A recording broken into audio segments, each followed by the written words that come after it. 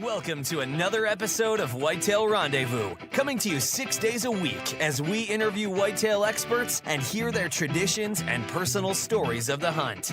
Learn more about the latest gear, discover proven tips, and the latest strategies so you can make your next hunt a success. Now, here's your host, Bruce.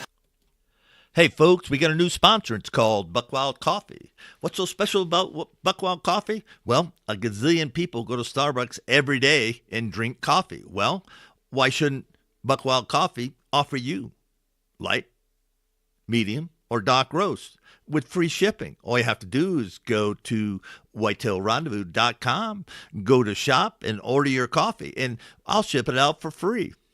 Hey, thanks so much for visiting Buckwild Coffee. The best brew in the West, the best brew around the campfire, the best brew in the hunting shack, the best brew anywhere. Buckwild Coffee. Get yours today. Hutchin.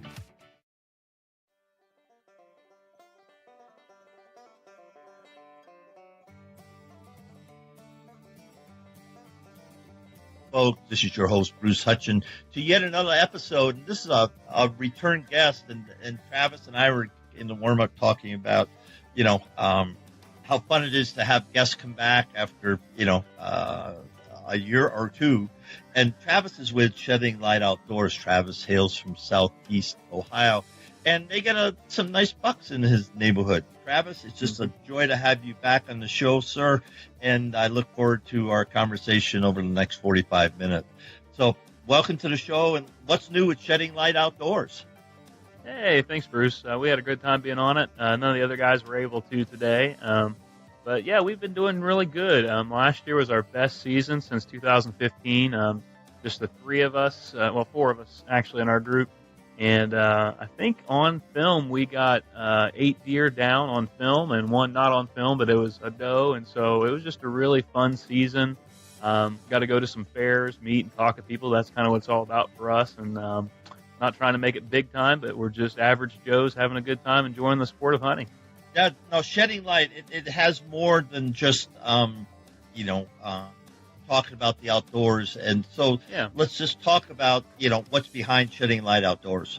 Yeah, we started this. If anybody had listened to us before on the podcast, we kind of gave a little overview. I'll be quick. It started in 2015. My buddy Travis, another Travis Shire, he was on the podcast before. We used to do these goofy hunting videos. We did like a squirrel hunting video, and we did a groundhog hunting video, and we never killed anything. It was just parody. We were kind of making fun of hunting shows. And but at one point he videoed me shooting a doe, and man, we were just pumped that we got that on film. We had a buddy from college that was doing like a Christian bow hunter blog, and so we said, let's just kind of get together and let's make something out of this. We have a passion for hunting, but we also have a passion for the Lord and our faith. Believe in Jesus and that He has the power to change your life. He's changed mine. And so we said, let's just use this and film our hunts and see what happens. And so we started that in 2015. We're in our 3rd year. We added another member named Jim. And our whole aim is to kind of just talk about, there's more going on behind the scenes when you're out. I think you notice this when you're in the tree stand and you look up and you see that sunrise. There's just something there it just didn't happen by accident. And I believe that God created that. And so our whole aim is to shed the light on that. That's our little goofy tagline. We want to shed the light on those kind of things. You can shoot the biggest deer of your life, but whenever you die, that deer is going to end up at Cracker Barrel, or if you're lucky, maybe a Cabela's. But the question is, what happens to you? And so that's kind of our message and what we do. Hey, thanks for sharing that. And folks, your choice, but sunrises and sunsets and special moments in the tree stand connect you to something. So figure it out. Yeah. And I'd encourage you to. Yeah, just figure it out. So, let's talk about your hunting experience last year, and then we'll go into this year's forecast. And also, folks, we're going to talk about why we hunt. But first, Travis, share what happened last year and how things went. Well, being an average Joe, I don't get all the time in the world to hunt. I can't take a whole week off or anything like that. It's just kind of days here and there. And going into hunting season, my daughter has special needs. And so she's had a lot of issues. So she was coming up on a hip surgery, and they planned that for November 5th. And so the rest of the world's like, okay, what's the big deal? But every hunter out there knows, wait a second, November 5th, that's rut. Ohio rut is then. And so I'm like, oh no. And so trying to figure that out, I thought I'm just gonna have to plan my days before and after, and I'm not gonna miss her surgery or any of that kind of thing. So had a buddy. Long story short, I hunted a couple days early season, but my whole goal was to try and stay out until the rut, just because I've always gone in and messed things up early on. And so had a buddy. He had a property where we'd hung a stand last year, and it been undisturbed. We'd never been in there, and it was a really good spot. And so he's like, "Why don't you just come with me?" So it was on October 26th. Honestly, didn't expect a whole lot. I'd been sick that entire week too, and I just started to recover. And so we went in. He dropped me off at my stand at it was probably about 2 o'clock in the afternoon. And I really didn't expect anything to happen until later, closer to nighttime. But it was like 4 o'clock. Well, let me rewind. As I got up in the stand, I realized since it was October, there were still leaves on the trees, and I realized I didn't have a whole lot of shooting lanes. In fact, I just kind of had the 20-yard area around the tree stand, and I got to thinking, I was like, if a buck comes up through here, he's going to go up probably right up above me, or he's going to come right below me. And so I climbed back down out of the tree stand. I went over to this spot about 30 yards away, and I trimmed like a big hole, big shooting lane in that spot. I thought, I don't like getting out of the tree stand once I'm in, but I thought I've got to have a shooting lane over there. So I went back up in the stand, and it was about 4 o'clock. I'm sitting there reading a book, and all of a sudden I look up and I just see horns. This buck came right up over the path where we had walked, and sure enough, he goes right up that path, and he's walking right toward that opening. So I get the video camera up, get it on, and everything. I get ready I draw back because he's just about to go through that hole, and he stops. And so I'm sitting there at full draw for about 1 minute and 5 seconds is what it amounted to. And he finally took just one more step, gave me a shot. And so I took it, and he went, it hit hard. It hit just a little low, but right in the heart. He went down over the hill about 40 yards and crashed. And he was a 7-point, and it was my first buck with a compound bow. I've killed him with gun and with a crossbow, but 9 years I've been chasing a buck, and I thought, this deer is it. He made me stand up, and that's what I've been waiting for. So I was tickled. He didn't score. He was 98 inches, but he was really cool. It was all on one side. One side, if he had both sides, he was actually a 2x5. If he had both sides, he would have been but he was just cool. He was a real neat looking deer. He's actually considered non-typical. And so I ended up got him mounted. And so it was awesome because I got everything done before the surgery, and then later in the season, actually, it was in December. I only own 3 acres that I hunt on, and in Ohio, you're allowed to put out some corn. And on my property, there's no deer really passing through unless I go ahead and put that out there. So I thought I'll put some corn out in the backyard, and I did. Had some does coming in. I thought I could use the extra meat, so I got up in my daughter's play set. The swing set and all that, and I kind of hunkered down, and this doe came running into the backyard. And it was exciting, not as exciting as the buck, but I got that on film shooting called it Doe from the Play Set. It's on YouTube, and got that on film as well. And so that was my season, and it was good. I had a couple other hunts here and there, but that was the 2 deer that I got. Wow, it's a banner year. To go after whitetails and spend the time. What was let's talk about lessons learned. What did you do differently last year that you hadn't done the previous 8 years? Probably staying out. The previous 8 years, I got really excited about trail cams in the summer. I'd put up trail cameras, and I'd have these giant bucks in July and August. And I would just I'm like, man, I'm going to kill one of these things. And I didn't realize that's not their home range is going to shift in the fall. I'm learning a lot of this stuff as I go. And I also realized that going in there so many times was throwing off the pattern. So many times I see bucks looking right at my camera. Maybe I don't have it high enough or whatever, or something, and then they just disappear. And so my realization, and actually all of the bucks that we killed, the 3 bucks that Shedding Light killed, all were on first sits, the first time in the stand, all 3 of them.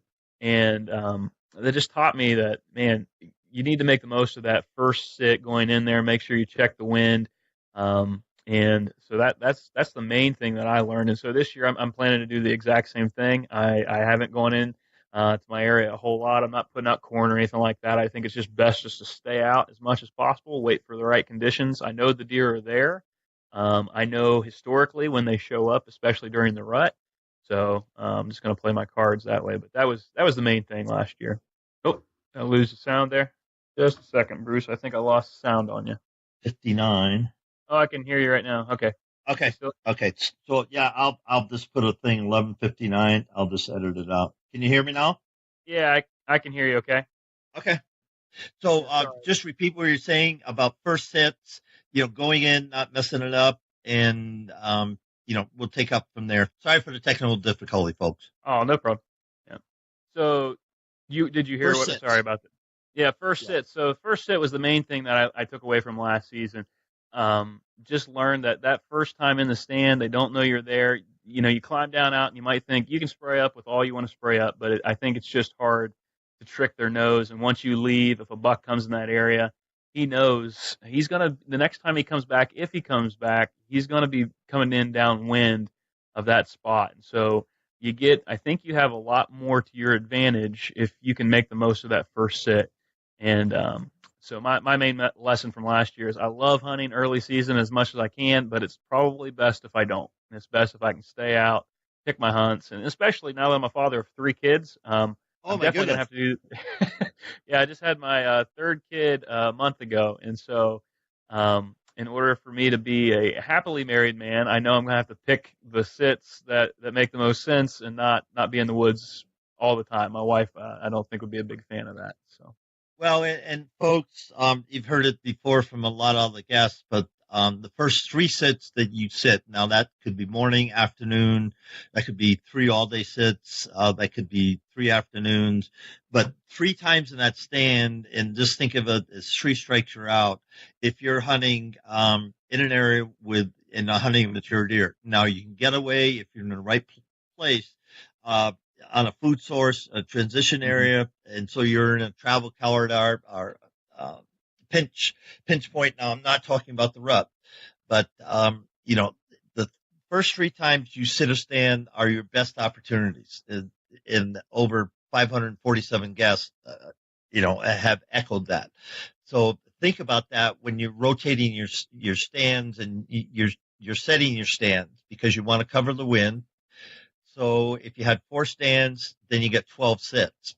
I know a guy in Wisconsin hunts 40 acres. He and his daughter, they sit no more than 3 times, and over the past 10 years, they've taken a mature buck, during that time. And and all the rest of the time, they're not doing any work. They go in after season and they look for changes on the ground when the snow comes and kind of tweak things as they need to. Yes, they go in April, May, June, the food plots. And once they get that set, they just don't go in there. I mean, they get the trail cameras, but they get a Wi-Fi setup, blah, blah, blah. Everybody can't have that. But, so they're non-existent. They're ghosts on their own land, and the deer know that. And so they slip in, do what they need to do with the right wind and the right stand, and they're very successful. And, their neighbors know that there's deer there. So on the fence line, there's a lot of stand, and, that's the way it is. Because in Wisconsin, you have archery hunt and you have the gun hunt. But, I'm just going to echo, what Travis said. So Travis, thinking about that, okay, so first sets, and you got, 3 acres, but are you sitting on the Ohio River or how do you are you in suburbia where you have a special permit? Talk to me about hunting the gym set. Yeah, typically, like I got 3 acres, and so I'm outside of a town. We live close to Ohio River, but my hunting's not on the Ohio River. Yeah, hunting out of the backyard. All that is I border about, I don't know. There's probably well over 300 to 400 acres around me. That's pretty well, good big timber. And there's actually a spot right across my road where a factory company owns it, and there's about 500 to 700 acres over there, I think. And you have to work there in order to hunt that. I've thought about, man, do I want to quit my job and go work in the factory so I can get into that place? But I don't think so. But so I know deer are coming and going through my backyard. I see them all the time. In fact, this morning I walked out and there was 2 does and some fawns. So they're kind of crossing through there. But when you get into late season, they're starting to hide a good bit. So last year it was just using the food. I know some guys don't like the whole corn thing, but it works. It gets deer in my freezer, and so I don't typically do that. Where I actually normally hunt, there's a guy at church that lets me hunt his 120 acres, and so that's where I spend most of my time. I just thought last year, I was like, you know what? I'm kind of pressed for time. I don't have a ton of time left in the season. It's cold. I know those deer want something to eat, so I know I might have a shot. So I put some out, and sure enough, they came in and it worked out. So that's not my normal practice. It's not the way I normally do it, but typically I'm hunting. Guy has a bunch of alfalfa fields. There's not a lot of in the area. There's plenty of corn and soybeans, but not where on the farm where I hunt. So I have to kind of hunt. It's really a good rut spot. Deer kind of coming in there, passing, going. I got a lot of does that stick around, and so the bucks eventually show up. I've had some really big buck encounters. I missed one a couple years ago, and so just kind of I've learned the property. I can't fathom guys out west like you that can figure out like giant properties, and know how to, like, the idea of going into a place with thousands of acres. It just blows my mind because I'm hunting 100 acres and it's taken me like 5 years to figure that property out and what the deer do and how they move and stuff. So it's maybe I'm just dumb and I need to learn more. No. When I first started elk hunting out west, we paid a trespass fee. This was a long time ago, and somebody knew somebody. We played a trespass fee, and the guy says, I love Wisconsin hunters." And we all said, "Why?" He said, "Because you know how to hunt elk." I go, "I've never hunted elk in my life." He says, "Yeah, but you know how to hunt whitetails. Have you ever killed a whitetail with your bow or your rifle?" I go, "Yeah." I mean, it's not a big deal. I've killed lots of deer, not a lot of big deer, but I've killed lots of deer. And to me, that's the joy of hunting. It's killing lots of deer. But anyway, he said, the thing about whitetail hunters is they understand, where the deer come from, where they are going to, and then all you have to do is extrapolate that. Let's just say you have 10,000 acres. At any one time, those elk are only in 10% of that environment, that habitat. At any one point in time. Okay, so now you go, okay, so if I was an elk, where am I going to be early season? Where am I going to be during the rut? Where am I going to be, and why am I going to be there?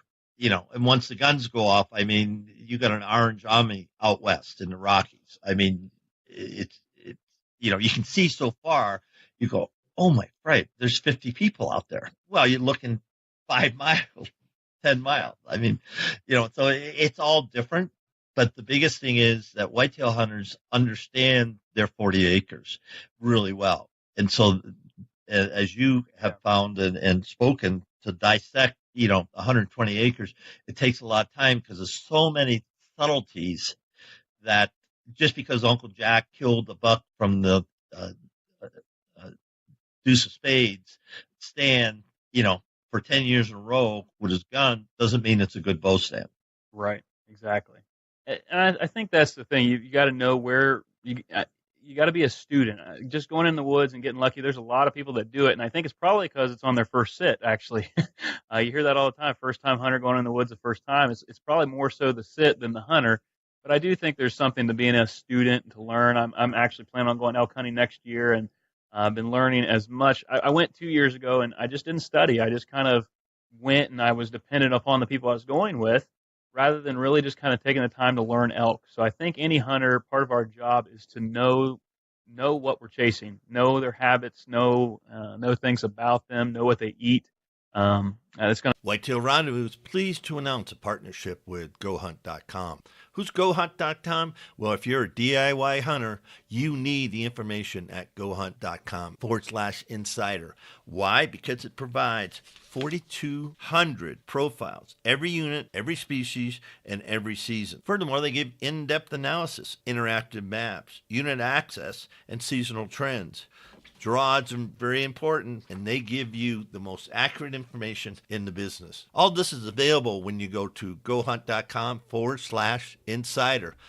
Make sure you use promo code WR when you join Insider. You'll get a $50 gift card for GoHunt.com Gear Shop. All in all, if you're hunting out west in 2018, GoHunt.com Insider is where you need to be to get all the research information. When you use promo code WR, Whitetail Rendezvous receives a small commission from GoHunt.com. Make you a better hunter, make you more successful, I'd say. Yeah, and I'll give a shout out for Corey Jacobson. He's probably the best guy on the web with podcasting. Elk 101. Everybody check that out. If you're coming out west, two things. Corey Jacobson, I think it's $100 a year to be a member, and then gohunt.com, and they're like $150 a year. Gohunt.com /insider has the best DIY research for 10 Western states, bar none. They're better than anybody else in the industry. Why? Because I wrote a lot of the articles for Colorado myself for Go Hunt. So I know something about, what they're looking for. They were very demanding, and unfortunately, I've lived in Colorado for since 1985. So I've, hunted a few places and shared that. But there's a shout out for Corey Jacobson, Elk 101, and gohunt.com /insider. And folks, if you join Insider, use promo code WR for Whitetail Rendezvous, and you're going to get a $50 gift card from Go Hunt Gear Shop. So having said that, all that and more, why do we hunt? Why does Shedding Light hunt? What's so magic about hunting? We know the spiritual side of Shedding Light Outdoors, but, why do we get out there? I think there's a lot of different reasons people hunt. For me, I'll just start with, there's faith, friends, and my father. So I'll just give it the 3 Fs. I'll start with my dad. My dad is the one that kind of introduced me to hunting, and he introduced me to a really fun type of hunting whenever I was a kid, and that was coon hunting. And growing up, that was the first thing. I remember being 5 years old going coon hunting and going out in the woods, and you hear these dogs barking way off in the distance, and then I never understood, what the difference was in the way that they bark. But once they hit that tree and they start sounding off, Dad said, "All right, it's time," and then I would just take off running through the woods to try and get there as fast as I could. So it was just time with my dad. That was the main part of it. Got to go squirrel hunting with him, and then deer hunting. And so I think initially the reason I hunted was because it's what we did together. It was kind of our thing. And so I think spending time with him, you fast forward a few years, and he and I are in a blind together. And we didn't hunt a whole lot, after I started bow hunting, because he was still doing a lot more gun hunting at that time. But funny story, we were in the hunting blind, and I had a muzzle loader, and we were sitting there waiting on a deer, and this doe showed up right in front of us. And so I go to get the gun up, and he's got that netting in his blind, and he says, "You got to get a little bit higher, because my gun, I'm looking through the scope, I can see the deer fine, but what I don't realize is my barrel is not higher than the window. So I get a little bit higher, and that doe looks right at me. He goes, "You got to get a little bit higher." So I got a little bit higher, and I didn't ask, because I'm like, I got it. This deer is about to bolt, and so I just shot. And deer went about 40 yards, piled up, and he's like, "Good job." He goes, "And you put a hole in my blind." I look down, there's this ring of fire in the hole. I didn't get high enough and shot a hole in his blind. So memories like that with my dad are they're good. Especially he passed away of cancer back in March, and so I look back at those things. And so why I hunt, partly part of it is it's what he taught me. It's some of the main things I learned in life were on in the truck driving out to a spot with him and those kind of things. So I think that's it. I also I think there's something about hunting with friends, being out there with people. I like going by myself. I do enjoy it, but having my buddy in the tree stand with me, if I'm filming him or he's filming me, that's just I'm actually a better hunter then, because I know I shouldn't be on my phone because he's going to be making fun of me if I am. So I think hunting with friends and that camaraderie is another big part of hunting.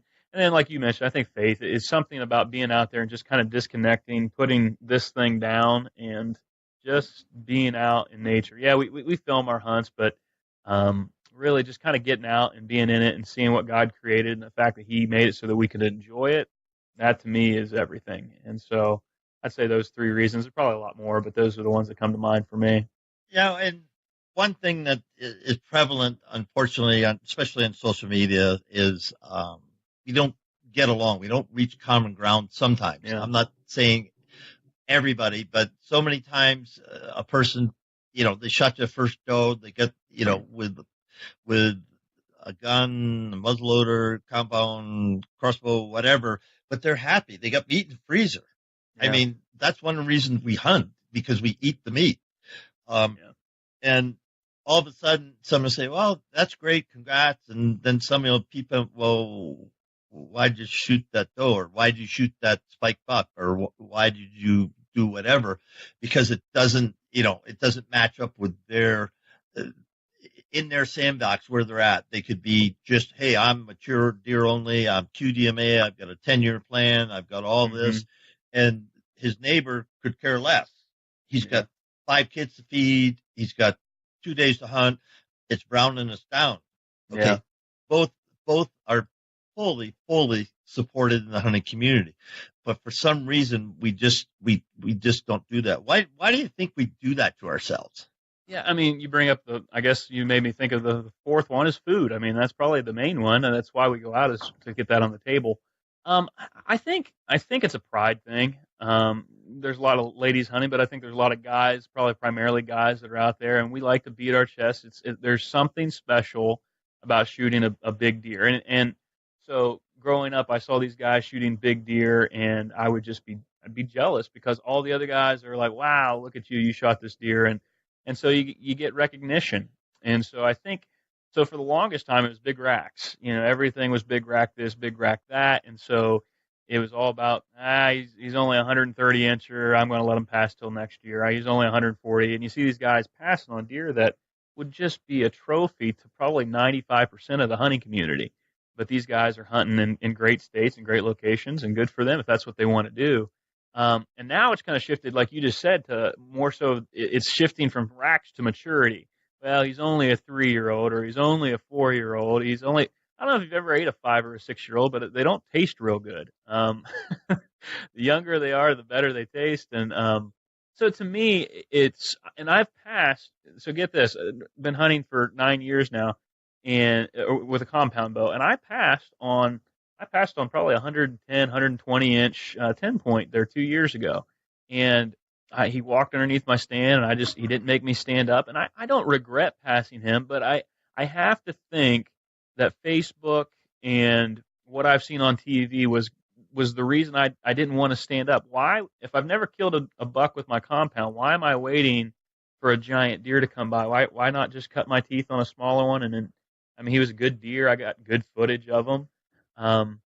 So I think there's something there, Bruce, that we hit on, is that if you want to wait and you want to shoot mature old bucks because it's a challenge and it's harder, and you want to put a real big wall mounter on the wall, I'd say go for it. I'd say that's a challenge. If you've got the time that it takes to do that, and it does take some time, but if you're the average Joe like me and like most of the people that hunt, we like seeing it on TV. We like to see big bucks, but our experience is we need to put meat in the freezer. It's way cheaper than going to the store. And so I'm with you. I really hate whenever I see guys kind of dogging other guys online or whatever about, well, you got to let them grow. If you don't let them grow, well, it's meat, and that's the primary need. And so I think part of the reason I hunt, I had to learn that last year. This buck that I shot last year, like I said, 98 inches. He's not impressive to anybody else, but to me, he meant the world, because it was a buck that was before my daughter's surgery. It was a buck that I was proud to put on my wall. He was unique and kind of a freak on one side, and just a cool story. And so to me, I had no problem shelling out the cash to get him mounted, just because he was meat in my freezer, and he was my first compound buck. And if anybody wants to dog that, they're welcome to. You can dog it, but I wish we'd be a little bit more supportive of each other. Yeah, and it's acceptance, I think, that we need to have, because in discussions with a lot of guys and gals, there's about 80% of the people out there that are neither pro-hunting or anti-hunting. They're just non-hunters, flat out, Mm-hmm. And that's a lot of people. And so how we portray our sport, our passion, what we do, is huge. And one way is simply invite some people over and that never had venison to say, hey, come on over, I'm having a barbecue, or bring them some jerky or some barbecue. It doesn't matter. Just bring them and just talk about it and don't say anything. Just feed them the meal, or summer sausage for the football games. If you go to college or high school football games, bring some summer sausage, slice it up, and put some cheese, and say, "Hey, try this." I go, "Man, this is good. What is it?" Well, it's venison. I got it last year, and I go to Joe's the processors in town, and he makes it up and share it. And then the guy said, "That's pretty good. I've never hunted. Boy, I thought I'd like this. Can I get some more?" Sure.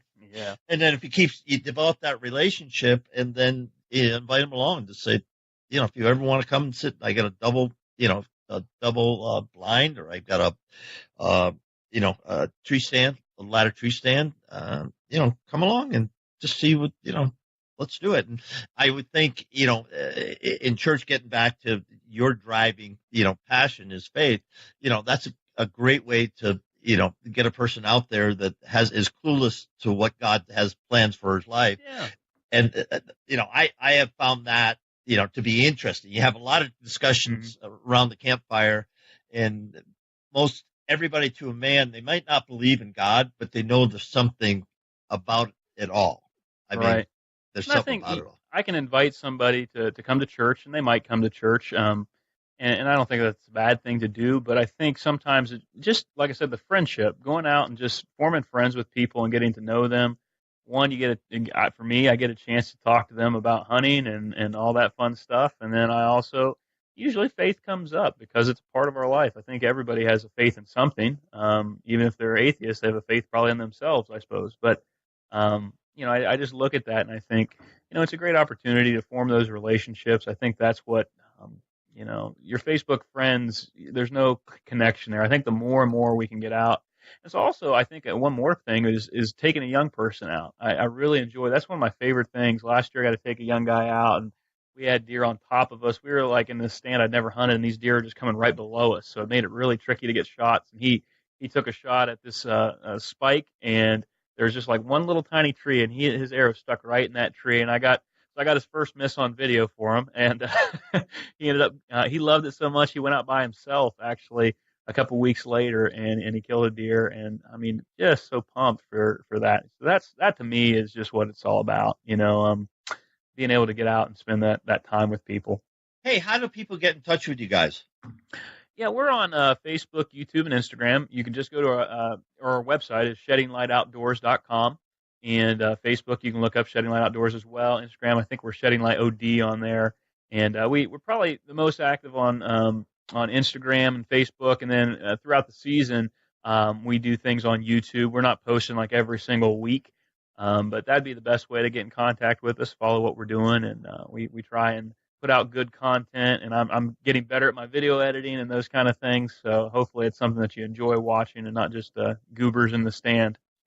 Oh, Travis, by the way, folks, Travis bought some Buckwild coffee a while back. How was that coffee? Yeah, it was delicious. I have no problem saying that at all. I like grinding my own beans, so I got the whole bean, ground it up, and I think I drank it probably about a week and a half. So was it a dark roast? What kind of roast was it? I think I got either the medium or the light roast. That's usually more my style, and I can't remember which it was. Probably the light. And yeah, I just love it. So I would I give 2 thumbs up to the Buckwild coffee. It's good stuff.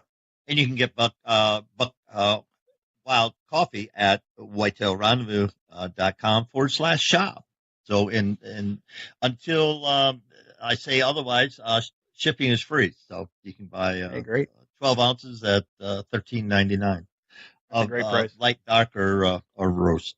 So with that, folks, we're going to wrap up a little talk. Travis has got to go meet a bus with his daughter coming off it in a little bit. So Travis, it's just a pleasure, and send me some pictures and of what happens this fall, and let's make sure we connect after the season and find out what find out how Shedding Light did during the fall season of 2018. Absolutely. Well, thank you very much for having me, Bruce. I appreciate it, man. Hey, folks, we got a new sponsor. It's called Buckwild Coffee. What's so special about Buckwild Coffee? Well, a gazillion people go to Starbucks every day and drink coffee. Well, why shouldn't Buckwild Coffee offer you light, medium, or dark roast with free shipping? All you have to do is go to whitetailrendezvous.com, go to shop, and order your coffee, and I'll ship it out for free. Hey, thanks so much for visiting Buckwild Coffee. The best brew in the West, the best brew around the campfire, the best brew in the hunting shack, the best brew anywhere. Buckwild Coffee. Get yours today.